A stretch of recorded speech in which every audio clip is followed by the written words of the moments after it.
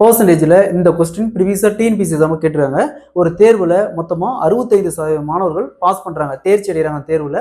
மீதி 420 மாணவர்கள் தோல்வி அடைகிறாங்க, அதாவது ஃபெயில் ஆகிறாங்க. ஸோ அப்படின்னா தேர்வு எழுதின மொத்த மாணவர்கள் எண்ணிக்கை எத்தனை பேர் கேட்குறாங்க. பர்சன்டேஜில் இந்த மாடல் சமைக்கிறாங்களா, எப்படி குயிக்காக சால்வ் பண்ணுறத பார்க்கலாம். கொஸ்டினில் ஒரு குறிப்பிட்ட மாணவர்கள் தேர்வு எழுதுறாங்க, அதில் 65% பேர் பாஸ் பண்ணுறாங்க, மீதி 420 பேர் பார்த்தோம்னா ஃபெயில் ஆகிறாங்க. அப்போ அந்த தேர்வு எழுதுன மொத்த மாணவர்கள் எத்தனை பேர் கேட்குறாங்க. பர்சன்டேஜில் இந்த மாடல் சமைக்கிறாங்களா.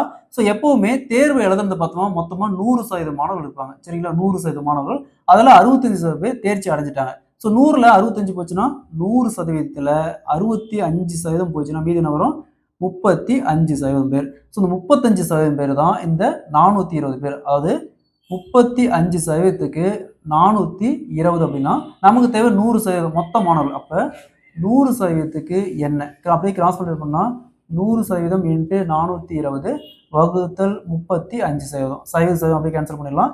7ஆல் கேன்சல் பண்ணால் இங்கே 5, இங்கே 6 42. நெக்ஸ்ட்டு இங்கே 100 5ஆல் கேன்சல் பண்ணால் 20. ஸோ இங்கே என்ன இருக்குது, 20 இன்ட்டு இங்கே 60, இங்கே பாருங்க 6, இங்கே ஒரு 0 இருக்குது 60. So 20 into 60 1200. ஸோ தேர்வு எழுதுனா மொத்த மாணவர் எண்ணிக்கை பார்த்தோம்னா 1200. Option B is the correct answer.